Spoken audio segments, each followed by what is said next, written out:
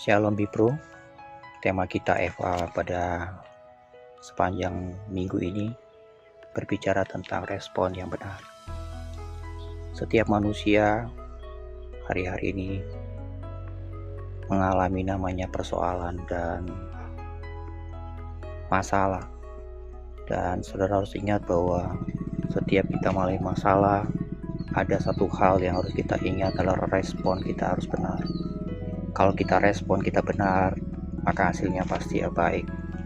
Saya ingat ada suatu cerita di mana ada seorang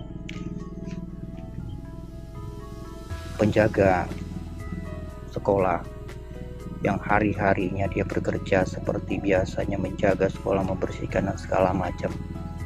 Dia selalu enjoy dengan pekerjaannya. Tapi pada satu saat pergantian kepala sekolah dan ada suatu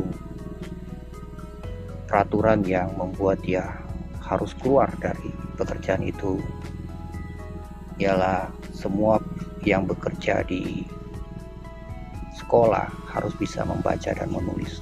Bapak ini tidak bisa membaca dan menulis. Itu persoalan buat dia. Dan waktu dia dikeluarkan, dia hanya bisa termenung. Dan pada saat itu dia melihat di samping sekolah itu ada kios yang sudah lama tidak ditempati, sudah ditinggal sama orang. Dan ada suatu ide yang luar biasa timbul untuk dia berjualan di depan kios itu. Dia berjualan di situ dan banyak orang yang datang dan membeli, terutama untuk anak-anak sekolah, juga mungkin guru-guru atau orang tua murid waktu mereka menjemput anak mereka. Saudara, dari kios yang satu ini berkembang dan berkembang, dia punya beberapa kios sampai dia bisa menghasilkan sejumlah uang yang menurut dia banyak.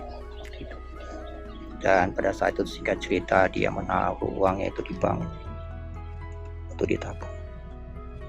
Sampai di teller dia katakan bahwa saya tidak bisa membaca dan menulis, saya mau menabung. Dan dibantu oleh teller. Dan singkat cerita, teller itu ngomong bahwa bapak ini luar biasa, gak bisa menulis dan membaca tapi bisa menghasilkan uang yang begitu banyak. Kalau saja bapak bisa membaca dan menulis, pasti lebih banyak uang. Dia katakan, kalau saya bisa membaca dan menulis, saya tidak bisa dapat sesuatu seperti sekarang ini. Saudara, cerita ini yang membuat kita itu mengingat kembali bahwa setiap persoalan, masalah, kalau kita merespon yang baik, maka pasti hasilnya baik. Bukan kita hanya menggerutu atau menyalahkan orang lain, apalagi kita menyalahkan Tuhan. Tapi kita respon kita yang baik, hasilnya pasti baik. Saudara lihat Daud, waktu dia kembali ke Siklag, dia melihat Siklag itu dibakar habis oleh orang Amalek. Masalah yang sangat besar buat Daud waktu itu. Dia menghadapi dengan bangsanya sendiri. Dan dia sampai mau dilempari dengan batu. Itu masalah besar dan Daud terjepit. Dan Daud punya suatu respon yang baik dalam setiap masalah yang dihadapi waktu itu. Itu yang Tuhan mau dalam setiap kita. Punya respon yang baik. Punya respon yang benar dalam setiap apa yang kita hadapi. Yang pertama yang saya lihat dari Daud itu menguatkan hatinya, kepercayaannya kepada Tuhan. Kita buka di 1 Samuel 30 ayatnya yang ke-6. Dan Daud sangat terjepit karena rakyat mengatakan hendak melempari dia dengan batu. Seluruh rakyat itu telah pedih hati masing-masing karena anaknya laki-laki dan perempuan. Tapi Daud menguatkan kepercayaannya kepada Tuhan Allah. Saudara, Daud ini waktu dia menghadapi masalah itu, yang pertama dia menguatkan kepercayaannya. Dia percaya bahwa Tuhan sanggup melepaskannya. Dia percaya bahwa Tuhan sanggup membuka jalan bagi dia. Dan itu persoalan yang besar. hari-hari ini, apapun masalah saudara, kuatkan kepercayaan kita sama Tuhan. Kita percaya bahwa Tuhan sanggup melepaskan kita. Demikian juga Daud waktu itu, dia percaya bahwa Tuhan sanggup melepaskan dia. Saudara, masalah-masalah yang hadir, ingatlah bahwa bagi Tuhan tidak ada yang sulit. Bagi Tuhan tidak ada yang tidak mungkin. Tuhan sanggup melakukan perkara yang besar. Dan percayalah bahwa itu akan pasti terjadi dalam kehidupan kita. Dan akan terjadi. Asal kita punya respon yang baik. Kita mengingat bahwa dulu Tuhan pernah tolong. Sekarang pun Tuhan pasti tolong. Dan sampai selama-lamanya Tuhan pasti tolong kita. Demikian juga Daud. Daud itu dia percaya betul sama Tuhannya. Bahwa Tuhan yang dia sembah sanggup melepaskan dia dan memberikan jalan keluar bagi dia. Itulah respon yang baik, respon yang benar yang ditunjukkan Daud. Yang kedua, Daud itu meminta petunjuk dari Tuhan. Kita lihat di ayatnya yang ke-8. Ayat 8 dikatakan di sana, kemudian bertanyalah Daud kepada Tuhan, katanya, haruslah aku mengejar gerombolan itu? Akan dapatkah mereka kususuk? Dan ia berfirman kepadanya, kejarlah, sebab sesungguhnya engkau akan dapat menyusul mereka dan melepaskan para tawanan. Saudara, Daud minta petunjuk sama Tuhan. Hari-hari ini kau sedang mengalami masalah, persoalan, mintalah petunjuk sama Tuhan. Tuhan, apa yang harus aku lakukan? Lewat apa? Lewat doa. Punya waktu dengan Tuhan untuk berdoa. Mungkin saudara di kantor ada waktu saudara berdoa. Mungkin di rumah saudara punya waktu. Atau mungkin saudara bekerja di luar rumah. Saudara mungkin punya waktu. Di mobil saudara punya waktu. Berhenti sebentar. Saudara mungkin punya waktu seperti itu. Berdoa sama Tuhan. Minta sama Tuhan petunjuk dari Tuhan. Apa Tuhan harus aku lakukan? Maka Tuhan akan melakukan perkara yang dahsyat. Seperti Daud minta petunjuk sama Tuhan. Daud percaya bahwa Tuhan sanggup melepaskan dia. Dan dia melangkah. Yang terakhir saudara, Daud melaksanakan apa yang dinyatakan kepadanya. Kita lihat ya Pak, yang ayatnya yang selanjutnya 9 dan 10. Lalu pergilah Daud beserta ke-600 orang yang bersama-sama dengan dia, dan sampailah mereka di sungai Besor, sementara orang-orang yang mau tinggal di belakang berhenti di sana.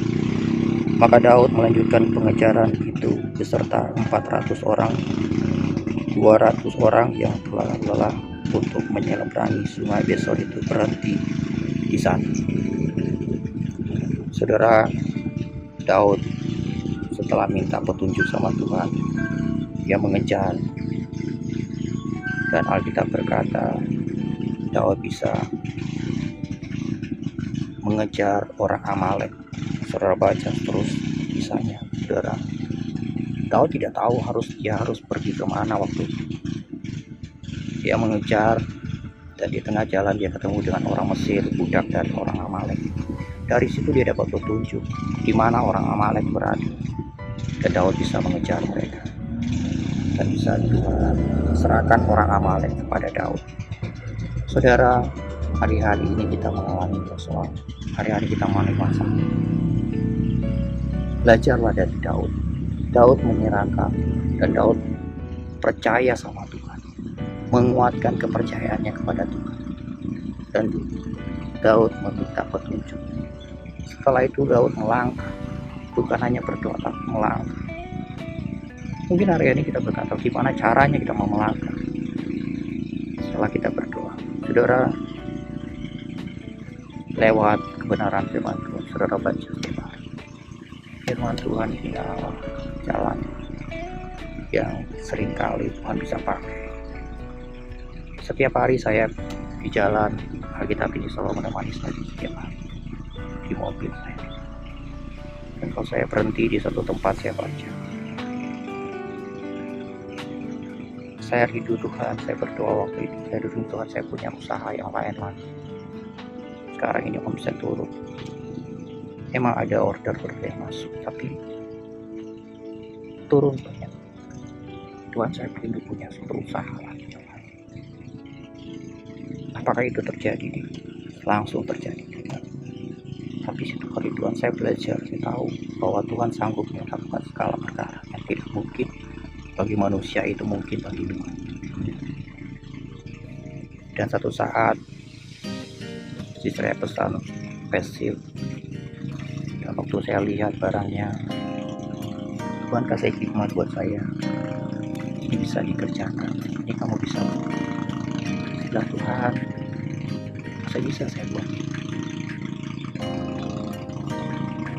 Tapi itu kuat dalam hati saya percaya itu Roh Kudus yang memberikan saya kekuatan. Kamu pasti bisa. Saya melangkah. Saya beli alat-alatnya, alat press dan segala macam. Saya beli bahan, saya coba. Ternyata saya bisa. Dengan Tuhan saya bisa. Dari situ saya mulai memberanikan diri ngomong. Sudah ada teman, dan puji Tuhan, hari-hari Tuhan berikan saya order dari sudah ada di Tuhan.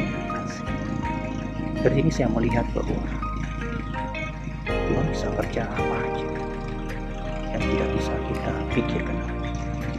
Itulah Tuhan. Kalau kita minta apa Tuhan pasti memberikan. Asalkan kita punya respon yang baik, yang benar. Alkitab berkata di Mazmur 37 ayat 5, serahkanlah hidupmu kepada Tuhan, maka Ia akan bertindak. Selama kita tidak menyerahkan hidup kita kepada Tuhan, Tuhan tidak akan bertindak. Tapi pada saat kita menyerahkan hidup kita kepada Tuhan, menyerahkan persoalan kita, menyerahkan semua masalah kita, Tuhan akan melakukan perkara yang dahsyat dalam kita semua. Tuhan Yesus memberkati kita semua. Tetap semangat, jaga kesehatan. Amin.